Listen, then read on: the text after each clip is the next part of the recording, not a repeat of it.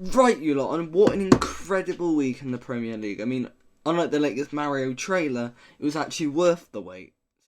That's going to annoy a few nerds. Right, so what an engaging week in the Premier League. I mean, we had so many incredible matches, and the Aston Villa game, which we'll get to later. But let's go through these matches, shall we? Arsenal 3, Tottenham 1. What did I tell you? I mean, just playing my prediction back. This will be a big, massive game, but I'm going to go for a 3-2 Arsenal win. Yeah, I think this is going to be a 5-goal thriller. This is going to be one of the games of the season. Because no one said 3-2, but I was spot on. I just knew that Tottenham would flop like a pancake in this game week. I mean, between this and their performance at the Chelsea game, he did an Anthony Taylor robbery to get even a point from it. Woeful in big games so far this season, and you've got to... If you want to be in the top 4, you've got to be beating some of the top 6. And so far, we've seen they're just not equipped to do that. But Arsenal, Emerson Royale, nightmare of a player. He's a liability. I've been saying this for time now. Before the game, actually, I told my dad a statement, and I said, out of the top 6 clubs, the worst player who prominently starts for one of these clubs is Emerson Royale. He just looks like an out-of-breath donkey for most of the game who can barely pass the ball. I mean... Have you seen, everyone talks about Trent's inability to defend, but have you seen this guy trying to attack and go forward? I mean, and he can barely defend as well. What is the point of Emerson Royale? That's rubbish! But the most shocking thing about this match wasn't that Emerson Royale got sent off, but the fact that there was a red card in the game, and I was like, oh no, this is Granit Xhaka's first disaster coming out of the season. In actuality, Granit Xhaka was probably the man of the match in the game. Unbelievable, I tell you. Manchester City 6. Let me repeat that. Manchester City 6. Man United 3. Somehow I got 2 points out of this one. Predicting a 3-0 step too far. Man City will humiliate them 3-0.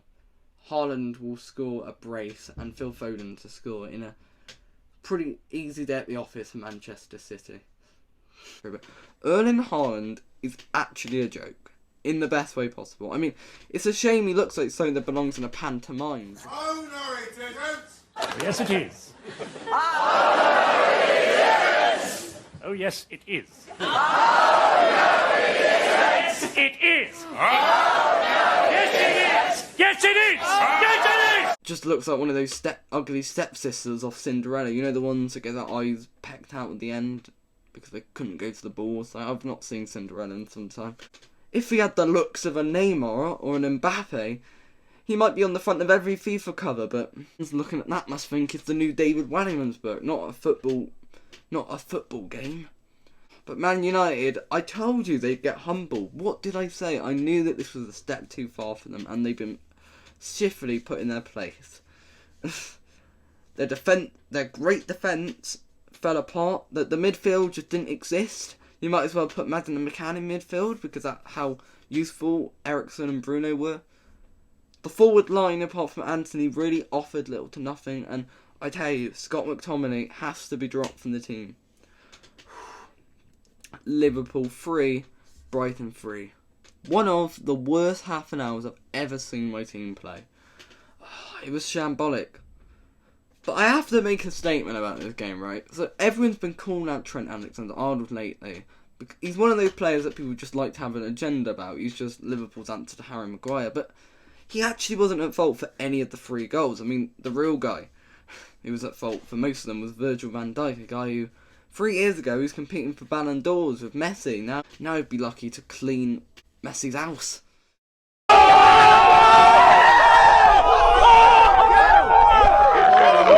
I'm kidding, he's still one of the top defenders in the world, but honestly, a shambolic performance, and it would have been some character if we came back from that horrendous first half, 2-0 down, to somehow win it 3-2, but no, we threw that all the way in the end, where Van Dijk thought the ball was a hot potato and refused to touch it and clear it. I don't know why he did that, but West Ham 2, Wolves 0.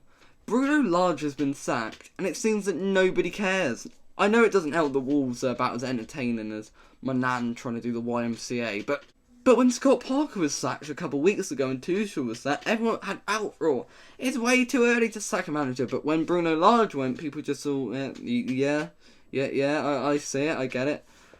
It's a bit of a shambles, in my opinion. I mean, I know the guy did play woeful, boring football, but he was getting points for Wolves. He got results for Wolves. They weren't in a terrible position this season. I mean, losing to West Ham isn't a bad thing. I mean, I think it was a bit harsh on Bruno Lage, personally. Newcastle 4, Fulham 1.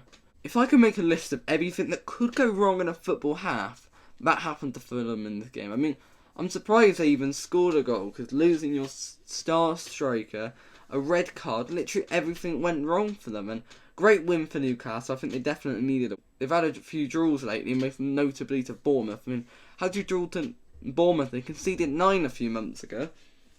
0, Bournemouth 0. Now, you would expect me to absolutely cry and whinge about how dull this game was and how it sent me to bloody sleep, like trying to watch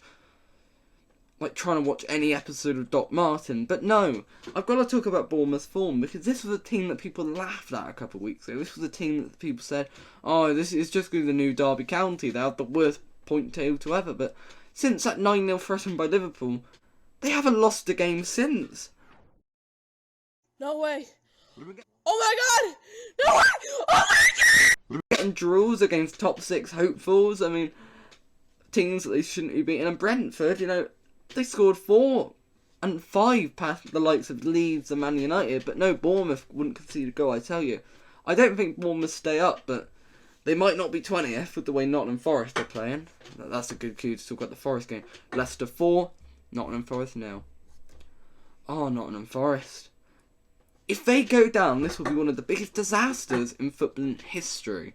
I mean, you bought like 24 players. No wonder it wasn't going to work. I think Forest will get better once the team starts to gel. I mean, they brought a whole new squad and expected them to just have the fluidity of teams that have been playing with each other for years. I mean, just look at the likes of the Man City and the Liverpool team. I mean, these, for 4 or 5 years, these players have known each other. And now Nottingham Forest is like, oh, let's get them all through the door and get them to play with each other. Of course it wasn't going to work. But I do want them to back Steve Cooper, because can you do much better with that team? He's done what needs to be done, and he's done amazing for Forest. I really don't want to see Cooper get sacked. And for Leicester, James Maddison, put him in the England team now. He's so much better in form than Mason Mount, Calvin Phillips, and even Declan Rice. He's the best. Apart from maybe Bellingham, he's the best English midfielder currently on form. One of the few England players actually on form.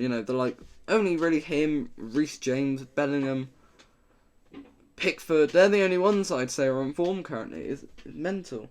Talking of Pickford, Everton 2, Southampton 1. I mean, that's 2 points to me at the moment. They're doing alright. Like I said, they go down, and they probably won't now. Southampton, my God, they're just pointless at this point. So I'm going to go for a cheesy 1-0 Everton late winner from Anthony Gordon. I should probably recap the scores, actually. I didn't get anything for the Liverpool game. I said a 1-0 West Ham win, so that was 1 point. It got 2 points for Man City, that's 3. Got a point for Tottenham, that's 4. I said Fulham Newcastle draw, so nothing for me there. I predicted a draw between Bournemouth and Brentford, so that's a point for me there, that's 5. And yeah, 2 points for the Everton Southampton game because they won by 1 goal deficit. So I've got 6 points, sorry. But why are Everton now good? I mean, I said these guys get relegated, and for the first few games they just couldn't find a win from anywhere, but now they're doing great. And Southampton are actually alright this season. I don't think Southampton are going down at all. I think they have a really exciting young team, which we know are just going to get pinched most of them next summer, most likely by Liverpool, but Chelsea 2, Crystal Palace 1. Oh, this just wasn't fair. Poor Crystal Palace. Conor Gallagher, the guy who was the star player for Crystal Palace last season, did unbelievable for them, only to come back to the ground to score a last-minute winner. I mean, I have a lot of respect for Gallagher for not celebrating, because the amount, I don't think the gratitude of that moment was incredible. Potter's first Prem winner, last-minute winner, and Conor Gallagher showed respect for his old club, which I respect there. But it was like some Luke from Percy Jackson level betrayal. You know that guy from Percy Jackson who tries to kill Percy at the end of the first one. It felt like that. Leeds 0. Aston Villa 0. One of the most boring football matches I've ever seen. Gerrard needs to be sacked. The fact that 3 managers have gone, one of them winning the Champions League, by the way, Gerrard is still in a job. It's a joke. As a Liverpool fan, I want him to succeed, but he's not good enough currently. It's not working at Aston Villa. He did very good at Rangers, and I think he needs to go abroad somewhere. Aren't Sevilla looking for a new manager?